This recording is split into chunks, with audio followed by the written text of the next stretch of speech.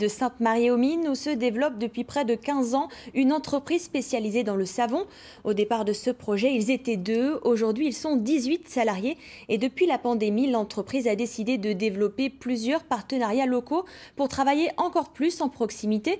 C'est notre dossier du soir signé Stéphanie Malorand et Vincent Lemiel.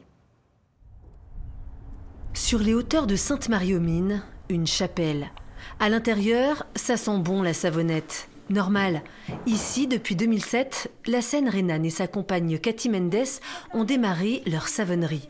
24 savons différents, 3500 sortent tous les jours de cet atelier. Ça là-bas, c'est pour les petits savons à emballer aussi. La pandémie n'a pas mis à mal la santé de l'entreprise, même si l'export fonctionne au ralenti et qu'il n'y a plus de salons professionnels.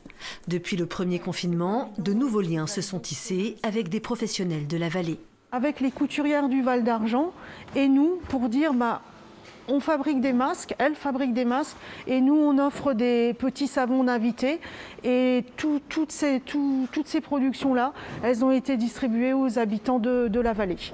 Le savoir-faire textile encore bien vivant dans la vallée a donné une autre idée à la directrice commerciale d'Argasol.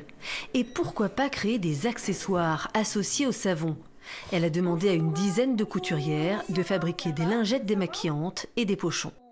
Le kit se compose d'un filet, un filet de lavage pour laver les lingettes. Et ce filet est composé donc de 7 lingettes, une par jour de la semaine.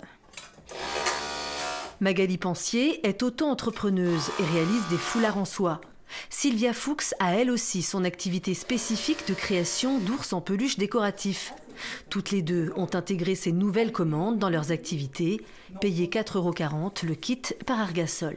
En fait, moi, ce que j'aime bien, c'est le relationnel avec justement ce réseau qui est en train de se mettre en place. Alors, ça commence petit, j'allais dire tous les mois, il y a des gens qui se rajoutent. Il y a des gens qui étaient au départ bénévoles pour les masques et qui, à l'heure d'aujourd'hui, se sont mis entre auto-entrepreneurs pour pouvoir faire. Et le réseau, tout doucement, s'agrandit. Je trouve que c'est des super contacts. L'objectif, c'est de fabriquer tous les mois 1500 kits. Pour l'instant, le compte n'y est pas. Il manque des couturières. Le réseau doit encore s'étoffer.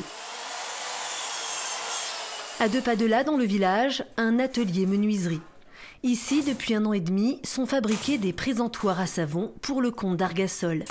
Des présentoirs sur mesure avec du bois provenant d'une scierie alsacienne. On peut l'adapter à des dimensions différentes par rapport aux besoins du magasin aussi. Donc voilà un petit peu l'avantage Et en même temps, comme dit, il est fait sur mesure et rapidement. 2 salariés de l'entreprise ont pris en charge cette nouvelle activité. Ça répond à un besoin, donc à partir du moment où il y a une demande, il y a un besoin, il y a une activité, puis il y a une création d'emplois aussi. Ces présentoirs sont livrés par Saïd Rhénane aux 4 coins de la région. Retour à la savonnerie. Ici, normalement, des clients viennent en semaine acheter des produits et découvrir les nouveautés réfléchies avec des partenaires locaux, comme ce savon au lait de chèvre. Un lait récupéré dans une ferme caprine du secteur. La proximité, le credo du patron. On a pris par exemple, une ferme qui est à côté d'Erstein, qui a quelques kilomètres. On appelle, c'est plus convivial, il y a des gens, c'est pas des grosses entreprises.